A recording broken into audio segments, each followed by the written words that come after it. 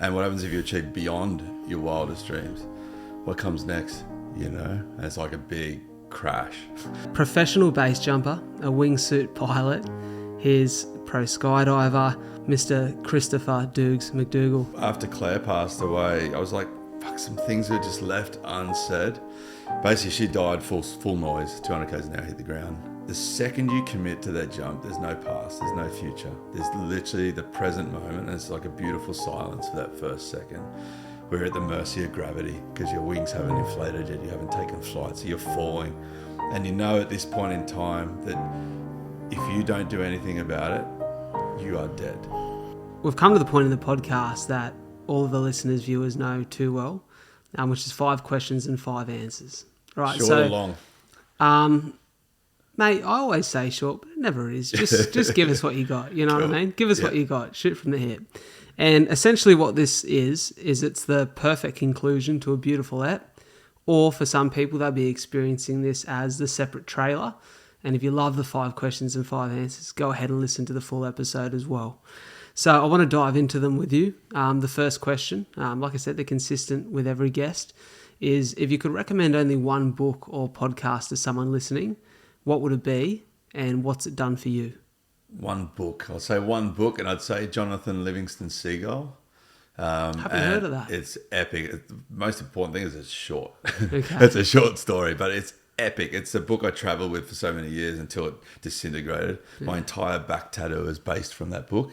And I have the record as well, so you can hear it audio, the actual record. That's sick.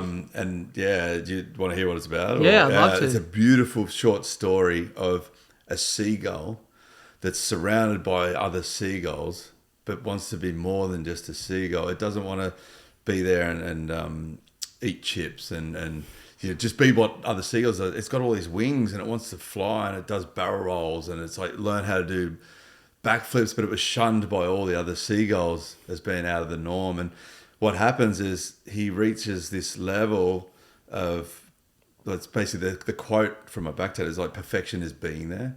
But he reaches this level, and next minute he doesn't realize he's actually died, but he's gone to another level of consciousness. Okay. Oh, wow. And then where there's other seagulls doing what he's doing, but not to that limit of where he wants to go. So he doesn't realize, but he dies and goes to another level of consciousness, like higher again.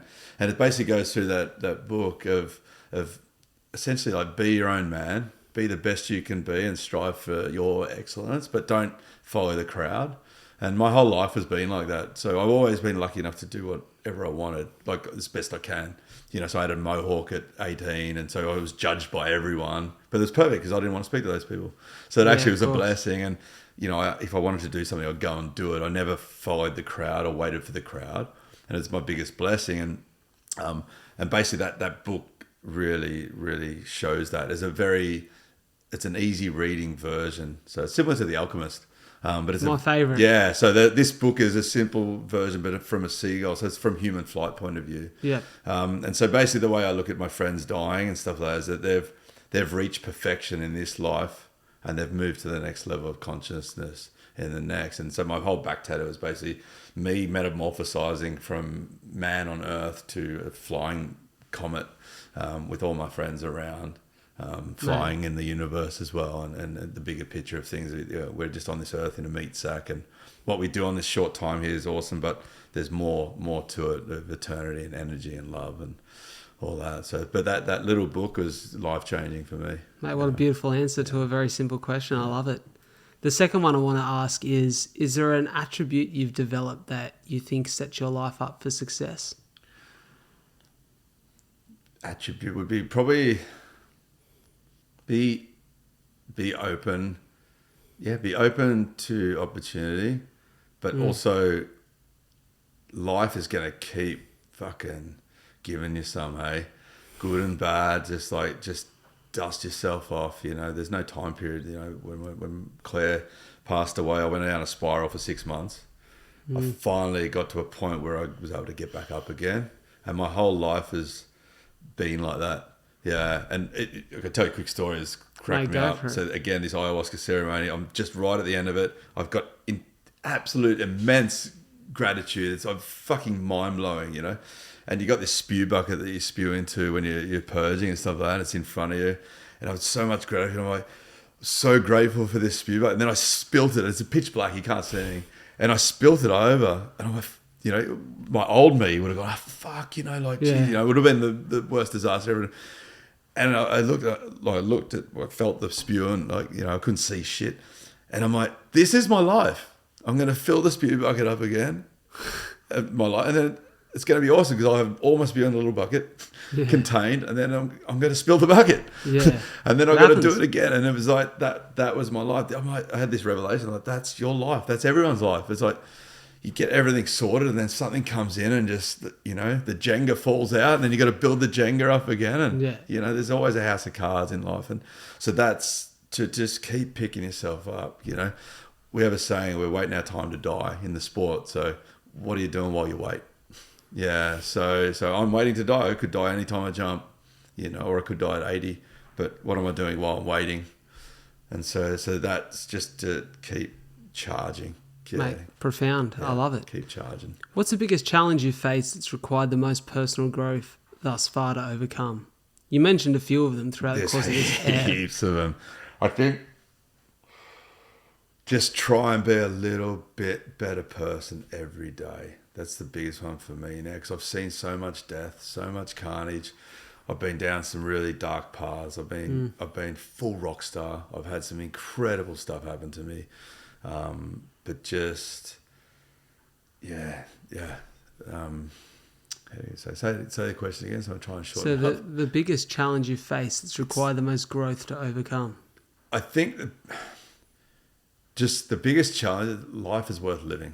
It's like the easy way out. Fucking oath it is. Yeah, and it's close for me a couple of times. You know, the true easy way out for me is easy. I can just jump off a cliff without a parachute. You know, but there is light at the end of the tunnel always.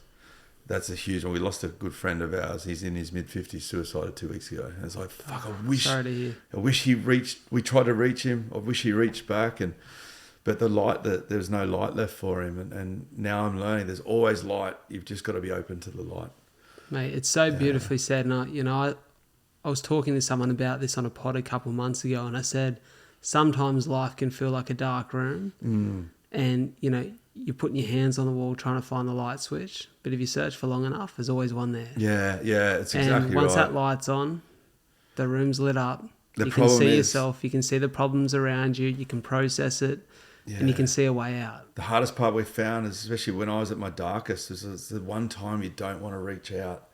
So one of the things I want to solve, and I'm very open to anyone that has answers, how do you solve the problem of when someone's close to suicide? How do you get them to reach out? How can you help them when there is no darkness and they don't want to search for the light? That's the time when you feel so alone, but it's the time when all your friends will band together, but you don't know that. You don't think like that in that point, and it's a mystery to how to work through that problem. Well, on that, you know, I definitely don't have an answer, but I will say one thing that I'll commend you on is your vulnerability, because I think the more comfortable we get as a society with vulnerable conversation, being open, expressing how we feel when things are challenging, we create a safe space for other people. And, you know, it's something that my mates do an amazing job of, and we always encourage vulnerability amongst our group. So it's, you know, right now, thankfully, everyone's in a great place, but, you know, God forbid one day, and likely one day, someone comes across a challenge, they feel as though that space is safe enough that they can then open up. And so, mate, I'll commend you on your ability to be vulnerable and your willingness to be vulnerable, because one day someone will open up to you because of it. So, I get it already, but I only learned it recently. So it's like, again, in this ceremony, it was like learning to be vulnerable, learning a safe space, and then be humble enough, or have the humility to be able to share that vulnerability. For sure. And in turn, that's already had people contacting me and stuff to help them I love out, that. which has been beautiful. So yeah, but vulnerable, it's a good way to put it, because that's what we learned, as to how to be vulnerable. Yeah, especially in a sport where you got to be also bulletproof. So it's a double. It's a fine line. It's a very fine line, and just Yeah. to navigate that as a young man is a tricky one. By the oath it but is. I think the society, at least in that aspect, is helping that become more open now. We're now encouraging it. Yeah, which is really cool. So. Mate, my fourth question for you is there a habit or ritual that forms a part of a morning or evening routine right now that's setting you up for this newfound success and this newfound path? Right now is just discipline. And so my partner, who's just amazing, she gets up every day. Now she does it. Well, I'm doing it now too, but she gets up every day at 5:20 and goes to the gym. Rain, hail, shine. She's got a stress fraction in her leg right now, and she's still going every day. What a weapon. It's she's a weapon, you know. And so that's been really awesome for me, someone that doesn't like mornings, to get up and go for it. And just go to the gym with it every morning, and then make sure I've been able to continue that discipline through since I got here. So right now, coffee, gym, Yeah. and then I'll get back and either go for a run, or I go for a surf, or I go for a walk on the beach, or a swim. So and just stay Something out in nature. Stay disciplined, yeah. So Right. no, I I'm love lucky that. that when I choose to do good, I can do good. When I choose to be disciplined, I'm good at it. I'm like full throttle at whatever I choose to do. So whether it's negative or positive, Yeah. it's going to be full on. So this right now, and hopefully forevermore, will be full on with this stuff. And the benefits have just been enormous. Mate, Yeah, well, I'm so- back in you. I can see you've found, Discipline, you've found discipline, this path. discipline. Yeah, That's it. Yeah, Keep ripping in. Keep listening to those Goggins and bloody Jocko Willem. yeah, clips, absolutely. right? Yeah. The last question for you, which is my favourite, it is, if you could share one message with the world and encourage them to act on it, what would that message be? Enjoy your time on this planet, because that's all you actually have, and it's so important. And not to all courses, but some courses I'll tell my students at the end, and I learned this as well, is just be the best you can be. And I use the analogy that there can only be one world champion at any one sport at any one time, but you can be your own world champion at everything you do all the time, but it's up to you. And that's it, you know. So we have a finite amount of time on this planet, and you have the opportunity to do anything you want with it. You're going to stumble and fall, no doubt, but it's how you get back up again and go for it. And just, there is a tomorrow. And even if there's not, plan like there is. You know, live for today, but get ready for tomorrow, because it's going to be a ripper. Fuck, I love that. So well said. And it makes me think of a Ricky Gervais quote off the OG Office. And he says something like, I'll likely butcher this and ruin how profound your moment was just there. But he says something like, I can settle with the fact that I wasn't a success, but I can't settle with the fact that I never tried. And mate, I think that is, you know, the beauty of that message you just shared. Just, you know, life is not a dress rehearsal, as we said, as cliche as that sounds. Well, to put it in context with what I'm doing now, this project, which has got me off my ass. So to be able to run, I've never run a marathon ever. Okay. So, and I've never run properly until 3 months ago. And so the opportunity that's come about to run my first ever marathon in Antarctica is like epic. And if I can continue that and do the other 6 continents, it's such a gift. It's such a rare opportunity. And if I don't prepare 100% for that and fail, then I'll be kicking myself for the rest of my life. And I'm going to do that in all my life too. But if I prepare 100% and fail, I've already won.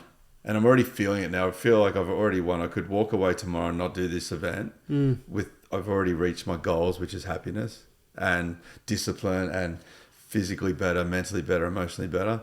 But to keep going now until February, keep training, keep living, keep doing everything right, and then actually achieve this 7 marathons. I think it's, for me personally, it's just a personal thing at this point. Bloody oath. And it's just going to be so rewarding. But if I didn't give it a true go and train properly, I'll be kicking myself. So Mate, it's the quest, not the destination, right? Exactly. So, and what a journey so far. So, and Mate, it's I not love over. it. You know, that's I love the it.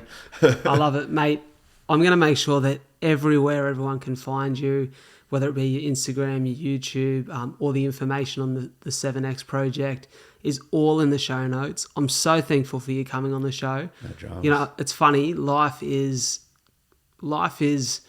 beautiful the way that it throws people in front of you. You know, to think that we're sitting in the same row of seats at a CrossFit comp just a week and a half ago is wild. The fact that I was at a CrossFit comp a week and a half ago is wild. I'm like, Mate, I'm sitting there going, I didn't expect this in my life. Mate, me neither. I was just there to support mates. You know, same. I've got no connection or tie to the sport, but that is, I guess that's the beauty of the universe, right? It throws people in front of each other. And that's it. Well, Tommy sold me a bike, and he was such a cool dude, and I wanted to come and support those guys. I just met him a couple of weeks ago as well, mad. you know. So that's mad. Yeah. Well, mate, it's been an absolute pleasure to have you on the show. An hour and a half of just thrilling conversation, and like I said, I could talk to you for hours, and I want to make sure that people do connect with you post-show, so I encourage everyone to do that. Yeah, no dramas. Mate, I encourage you to keep doing what you're doing. You're an incredible man. You've got an amazing story and a real opportunity to impact people and really affect change in the world. So, mate, I'm behind you. Cheers, brother.